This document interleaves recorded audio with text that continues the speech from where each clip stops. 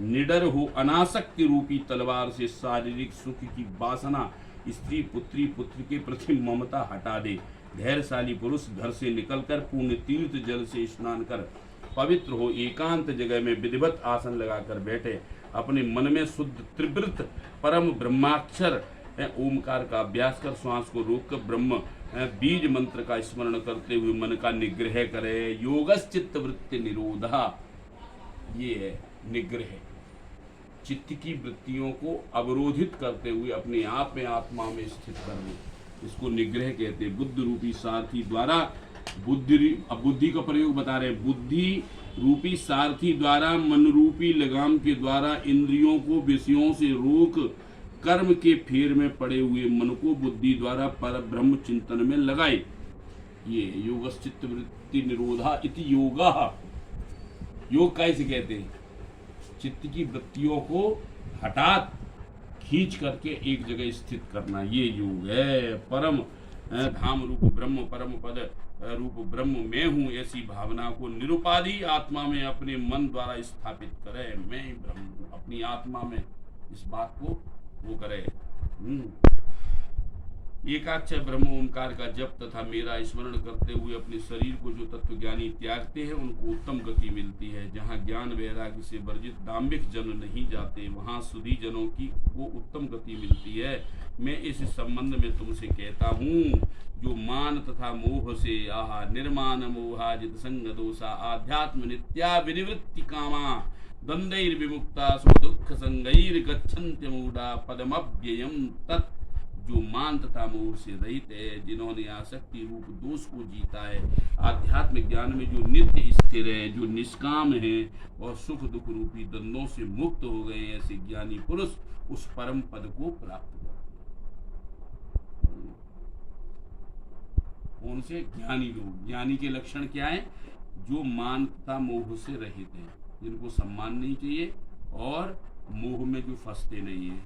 आसक्ति है ना, अफेक्शन है ना, हाँ, आसक्ति दोष को जिन्होंने जीत लिया, किसी से कोई मोह नहीं है ना।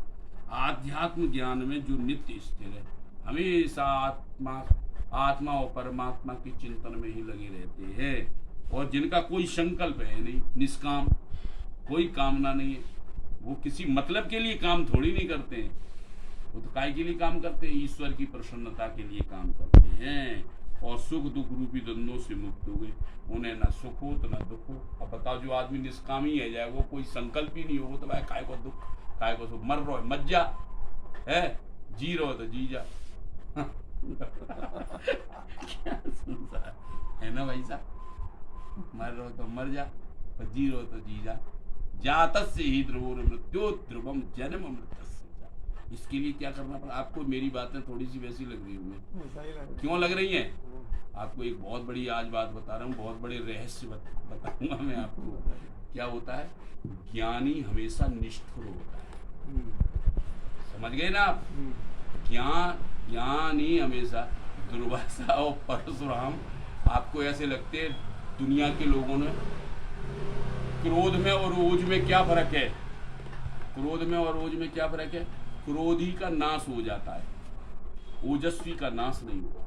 अगर दुर्वासा और परशुराम क्रोधी होते तो नरक जाते। नरक में जाना चाहिए, भगवान के सामने क्रोध कर रहे, तुरंत भगवान एक लात देते और चल तू नरक में जा, मेरे सामने क्रोध कर रहा। लेकिन मालूम मती रामचंद्र जी को ये क्रोध, एक तो पक्की बात पता थी उनको कि ये क्रोधी नहीं है।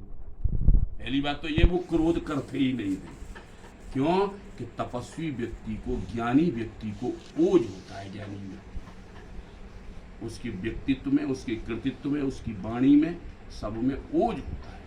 उसका एक ऑरा होता है, उसकी बात करने की शैली होती है। वो असत्य को स्वीकार नहीं कर सकता। ज्ञानी व्यक्ति तुरंत रिएक्ट करेगा है असत्य और प्रूव भी कर देता है। ज्ञानी व्यक्ति तो प्रूव कर देता है, नहीं गलत ये है, सही ये है।